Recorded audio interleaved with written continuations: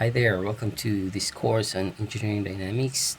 Last semester we already discussed one part of mechanics, which is statics, and we dealt with bodies or systems of bodies subjected to, let's say, systems of forces or movements, and then we're just checking the static response of the body. When I say static response, like for example, the internal forces plus the support reactions. But here, in the subject of dynamics, what we're actually looking at is the motion response of the object when subjected to a force. Okay, so before that, let's review first what mechanics is. Okay, so mechanics is basically we're looking at the response of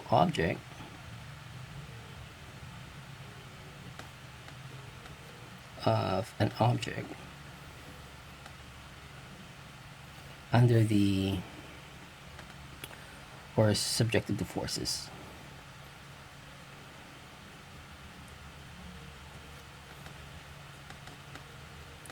Okay, so when I say forces, I'm also referring to force that causes rotation, so that is moments. Okay, so if we try to look at the organizational chart of this mechanics, so this is our main, let's say main branch, and then it's going to branch out with let's say statics.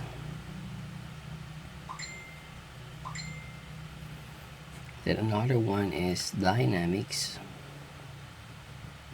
And then the third one is, let's say, the strength of materials.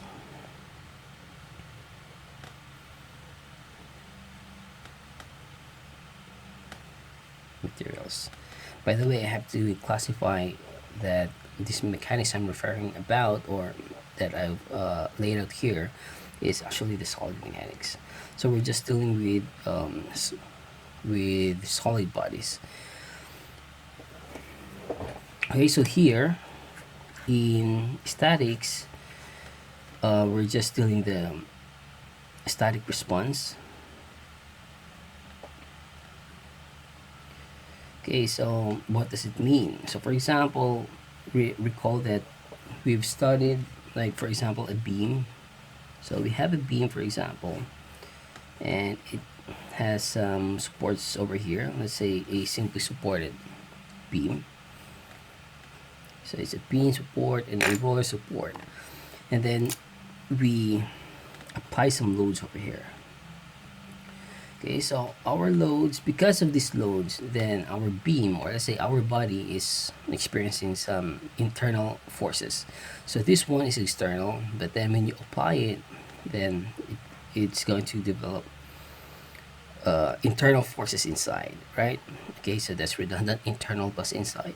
But what I'm trying to say is, because of this external force, then there's going to develop, you know, internal forces. Or if you can, let's say, you divide the forces by the area, then you can call it, like for example, stresses and strains. But that's going to be the subject of the strength of materials. But here we're just interested in the internal forces. That's all. Plus the response of the let's say the support reactions. Okay, so we already discussed this. The different kinds of supports plus their reactions. So here it's a pin support. We have two reactions here, because when we say reactions, you can also think about the degrees of freedom. Okay, so it means that, for example, the pin support, it doesn't allow motion on, let's say, along the x-axis. and as well as this one, it doesn't allow motion along the y-axis. What it allows is only the rotation. Okay, so the different supports have different support reactions, or let's say characteristics. Okay, so that's the static response.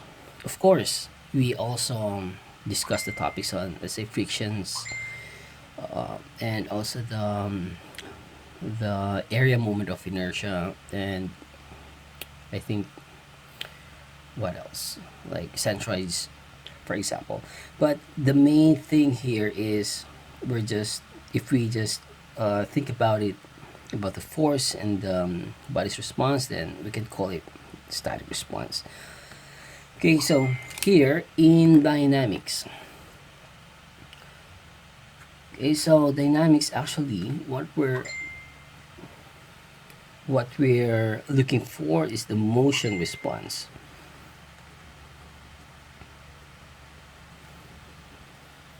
All right, so for example, you have an object here and it's resting on the surface, and then I try to apply some force here, acting on this, let's say, the centroid, or the center of gravity. So because I apply some force, then it happened that it changes location.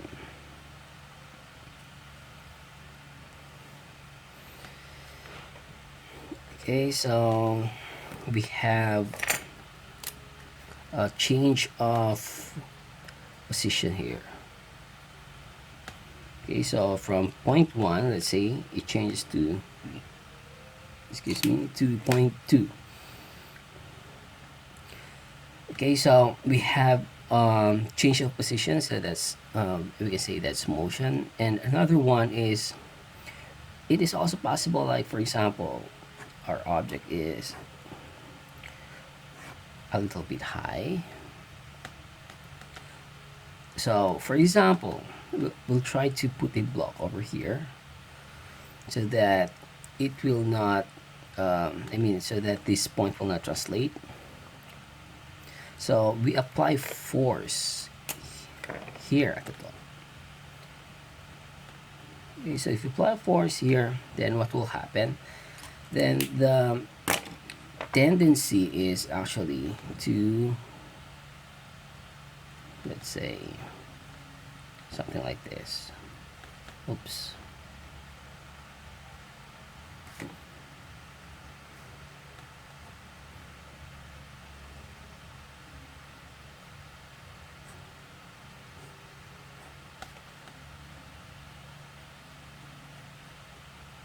Okay, so the same goes true with this object, right? So it's like it rotated. Okay, so this is point 1, and then this is point 2, so there's rotation here. Okay, so you notice that we have two types of motion here. I mean, the basic types, because later on in this course we'll be dealing with a combination of this type of motion. This is what we call as translation.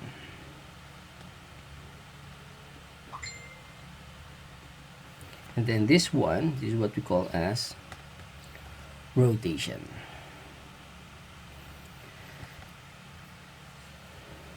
Okay, so that's the concern of dynamics. When you apply force, then it moves, let's say, translation, then or rotation. Then of course, what's included there is the parameters, like for example, let's say the velocity, acceleration, position, and time, which we'll be discussing in detail in the next lecture. Okay, so here the strong materials, basically we can say that it's the deformation response. Okay, so for example, you have an object here, let's say a column, or let's say a strut, So you apply a force. Okay, you apply a force, and then it reached its strength limit that it it it begins to, let's say, crack here. Okay, or let's say it crashes something. Okay, so that's the deformation. Okay, so that's the subject of strong materials. When you apply force, then what's going to be the deformation response of that body. Okay, so um, that's the overview. So now let's go on to the brief history of dynamics, but I want to focus on the two two scientists who really had great contribution to the subject on dynamics. Okay, so it's all been known already that the basis of this classical mechanics is the Newton's three laws of motion. Okay, so let's talk about that.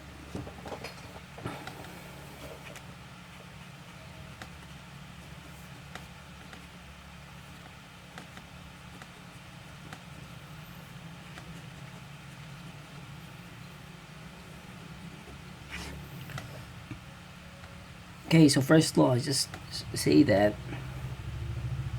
um, if you have an object at rest, then it will continue at rest, or if it's in motion, then it continues in motion. Okay, so um, let's try to draw this one. Okay, so if an object is at rest, then uh, it will remain at rest, or an object in motion, for example, it's in motion.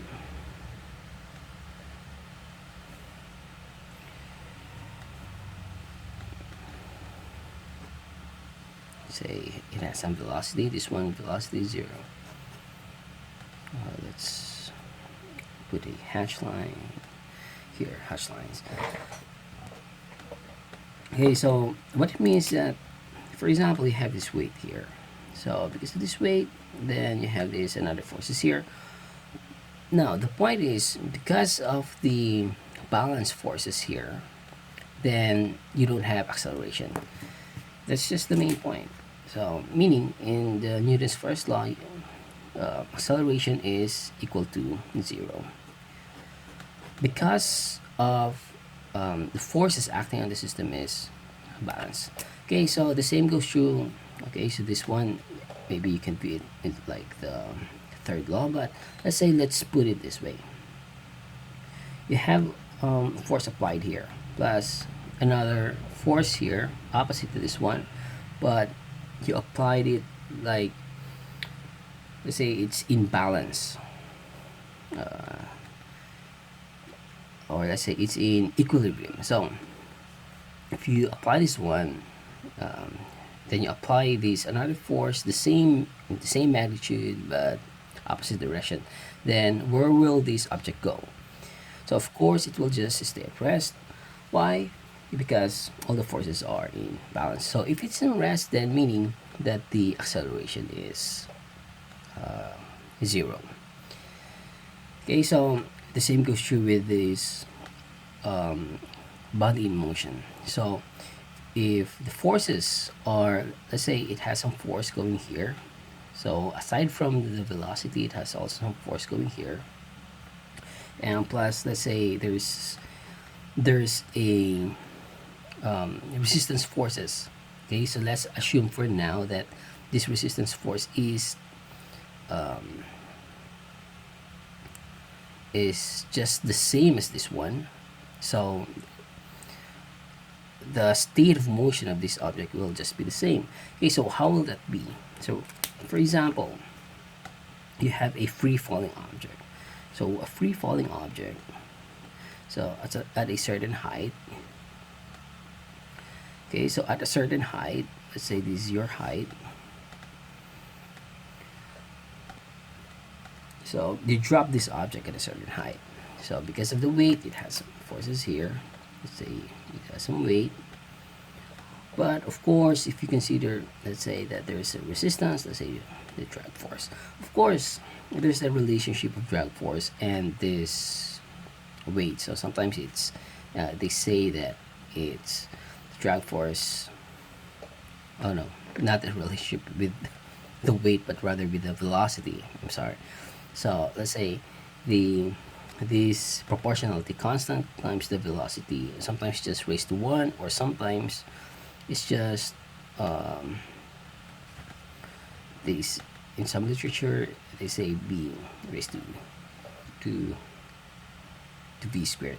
Now the point here is, of course, at first this drag force will start to develop, but there will come a time that this drag force will be equal to this weight. So okay, so the weight is equal to the drag force, let's say. Okay, so let's put it here, free falling bodies. So you can look it up on the internet regarding the details of this, but we will also discuss this one in detail in the next lecture. So free falling objects.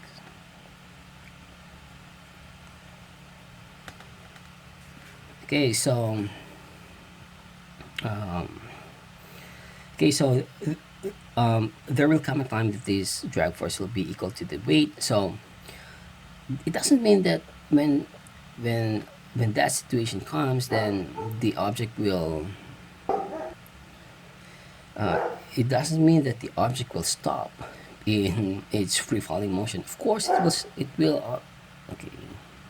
Of course, it will still gonna continue its motion, but acceleration is, all right. Acceleration is 0. At first, it's not. There's gonna be acceleration, but when it reaches the point where the drag force will be the same as the weight, then the acceleration will be 0. Okay, so if you put a graph, it's something like there's gonna be some from a height. I think the graph looks like this. I don't know, something like this. So there's gonna be some limiting value here. Okay, so that's just the point. Now let's go on to the Newton's second law. So the Newton's second law basically says that when the forces are unbalanced, okay, so the forces acting on the system are unbalanced, then there's gonna be acceleration. So recall that we have this famous equation, F is equal to ma. So when the summation of forces, so take note for the summation sign, because this one is not I mean, this equation is not actually, to me personally, it's not a definition of a force, because this is a law that says that when the summation of forces acting on an object is they're not balanced, then there's going to be an acceleration. Okay, so for example, here we have an object, and then let's say you have a bigger force here as compared to the left one. Let's say this is 2p, and then this is just p. Okay, so p just a symbol for the force. So if you have a much greater force here acting to the right than to the left, then where do you think will this object go? Is it to the right or to the left? Okay, so of course it's to the right. It depends upon where the net force is. I mean the direction of the net force. So of course it just says that, oops, okay, you're gonna accelerate to the right. So there's gonna be acceleration is not equal to 0. Okay, so that's just the point of the Newton's second law. So the same goes true with the free falling body, because at first I told you that before you reach this limiting stage where the drag force is equal to the weight, then you're still gonna experience acceleration here. Okay, so because the forces are unbalanced. Okay, so why did I say that this is not a definition of a force? Because there's another one here when we deal with momentum. Because to me, um, the definition of a force should come from this momentum. Okay, so this is momentum over time. So it's a change of momentum per unit time. Okay, so what is momentum? Momentum, if you have encountered this in physics, or it's very typical that you have encountered this in physics, it's just equal to, well, momentum is just mass times velocity, right? So the the derivative of the product of mass times velocity divided by, uh, I mean not divided by, but with respect to time, derivative of this product with respect to time. So since we're dealing with let's say uh, conserved mass problems, so it's not that we're it's not something like uh, the let's say chemical reactions or something that we're losing, or there's going to be changes of mass to energy. So we're not dealing with those. So in our problems we say that this is just constant. So these constants, then by the rule of the derivatives, so we have this mass times, because this is constant, so we pull that out from the derivative sign.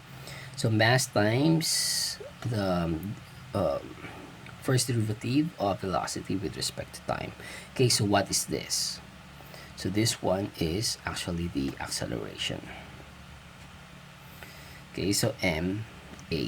So that's it. Now for problems like, for example, there's a change of mass, but we have a constant velocity, then what will happen is, so F is equal to V dm over dt. So this is actually not a change of mass, but a varying mass, although it's synonymous, but let's say this is a mass flow rate at a constant velocity. So it's something like that. Okay, so this is one, just says, it doesn't say summation of force, just say force. Okay, anyways, it's not really a big deal um, to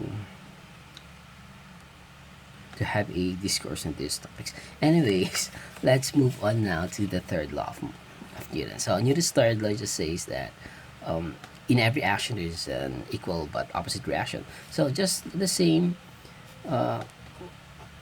with this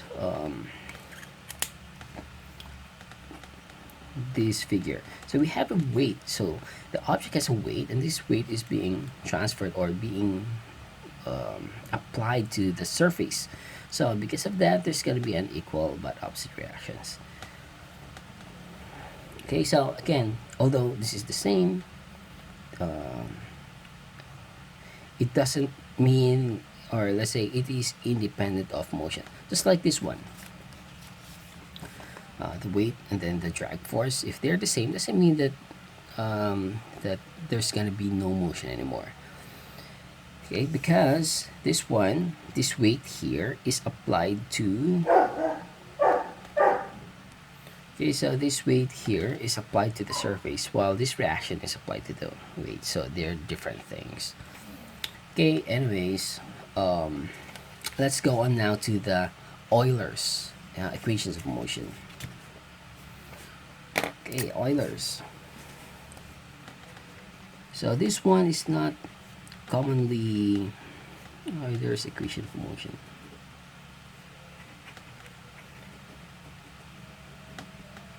Okay, so Euler's equation of motion, this one is not commonly introduced in the subject of dynamics, but most of our dynamics today are actually from the words of Euler's equation of motion. So Well, let's now discuss this in detail. So Euler's equation of motion is actually almost the same,